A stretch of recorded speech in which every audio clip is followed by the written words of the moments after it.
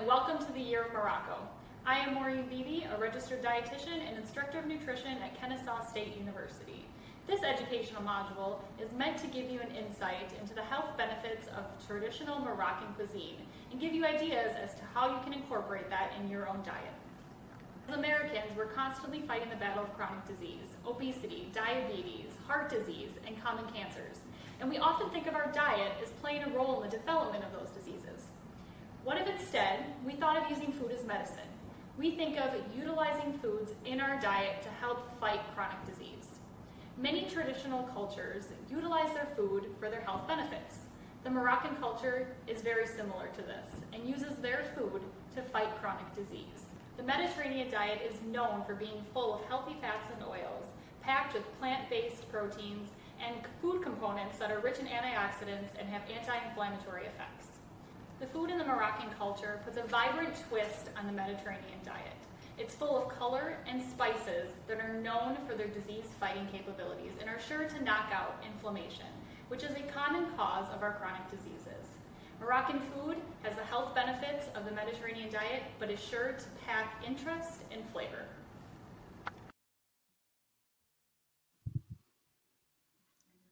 Traditionally, Morocco is a country that produces all the food it needs to feed and sustain its people.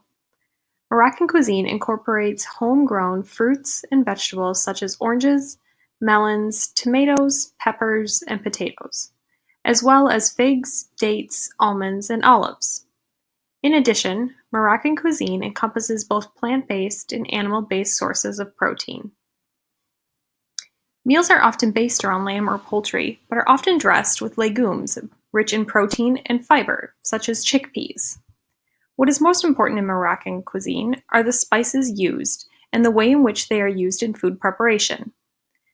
The way in which Moroccan foods are prepared allow for the full development of savory and warm spices. Their food certainly is not bland.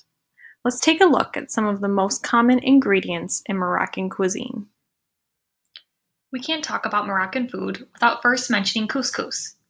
Couscous is the national dish of Morocco. It is often served as a celebratory dish at weddings, festivals, or at the end of Ramadan. It is a food eaten as a communal dish, and its sticky, dense nature allows it to be eaten with your hands. Couscous is a round-shaped pasta made from semolina flour that has been derived from a hard durum wheat. Couscous is prepared weekly in many Moroccan homes and often serves as the base for many dishes such as stews, tagines, and salads. Couscous can also be served by itself, with added elements such as dried fruits, nuts, or vegetables. It is eaten both hot and cold, and we start to see Western cultures incorporate couscous more often, but it simply does not live up to the traditionally made Moroccan couscous. Chickpeas, which are also commonly known as garbanzo beans, are another common ingredient used in Moroccan cuisine. Chickpeas are similar to couscous in that they serve as a dish on their own, or because of their nutty flavor and grainy texture, are a great addition to stews, tagines, or salads.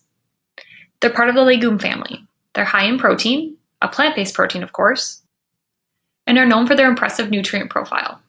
They contain a moderate amount of calories, but are considered to be a good source of fiber and protein. In fact, research has shown that chickpeas may have a role in weight management through regulating our appetite. This is because they are so nutrient-dense. They are high in protein and fiber, which makes them a filling food and reduces our overall calorie intake. Chickpeas are not exclusive to the Moroccan cuisine. We often see chickpeas consumed here in the United States as part of salads, soups, or most commonly as hummus. Chickpeas are a nutrient-rich food that we can easily incorporate into a well-balanced diet in order to obtain their health benefits. You've heard me mention the dish known as a tagine a couple of times. So what exactly is a tagine? Well, it's a dish that comes from an earthenware pot, typically made of a ceramic or clay, shown here. Similar to a stew, dishes are cooked directly in the tagine and left undisturbed until the food is tender. Tagines are typically eaten right out of the cooking vessel, alongside Moroccan bread, which is really similar to a pita bread. There are many types of tagines commonly prepared in the Moroccan culture. Some might contain lamb or poultry, and then be accompanied by fruits, vegetables, nuts, or dried fruits. Others might be more vegetable-based. What makes all of these the same and makes them the same dish is the way in which they're prepared and cooked. That is, of course, directly in the tagine.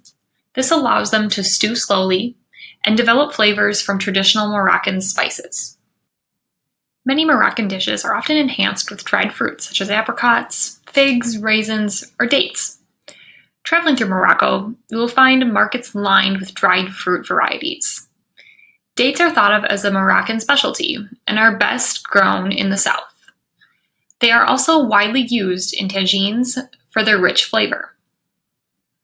In addition to flavor, dried fruits provide a rich nutrient benefit. Because dried fruits are just that, fruit that has been dried or dehydrated, they provide a concentrated amount of nutrition. This means they are high in micronutrients like folic acid, iron, vitamin C, potassium, and that list goes on and on. They are also high in fiber and in natural sugars. While they can be a concentrated source of beneficial nutrients, they are also a concentrated source of calories and need to be consumed in moderation. As I mentioned, dried fruits, dates in particular, are naturally high in sugar. This quality is the reason dates are commonly consumed after the daily fast of Ramadan, in order to quickly raise an individual's blood sugar and provide them the rich amount of micronutrients they miss throughout the day. Breaking one's fast with dates is a spiritual tradition commonly practiced in Moroccan culture and provides physical benefits. Those physical benefits not only come from the micronutrients and the sugar provided by the dried fruit, but also because they're a powerful source of antioxidants. Antioxidants help to fight off free radicals that can damage our cells and contribute to many of our chronic diseases. Again, while these are a great source of beneficial nutrients, we need to keep in mind consuming them in moderation. Last but not least is the spice or ingredient mint. Moroccans often add mint to dishes such as sauces, sweets, and of course to tea. Mint is known to be soothing and calming and is often used to treat indigestion. Many people also don't know that mint is high in vitamin A, which is essential for eye function. Mint yogurt sauce is an example of where you may see mint present in a Moroccan dish. This sauce might accompany something like a lamb kebab, a traditional meal in Moroccan culture. Here's a simple recipe for that mint yogurt sauce. And this gives you an idea of how you can incorporate some of the spices that we'll talk about, in addition to some of the common ingredients found in Moroccan cuisine. And then there's mint tea. It's highly unlikely that you will go to any Moroccan home and not find mint tea.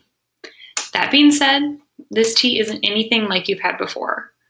Moroccan tea usually starts with a green tea base.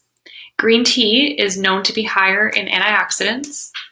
And then there's a significant amount of sugar added. We're talking 5 teaspoons full of sugar per spoon of tea.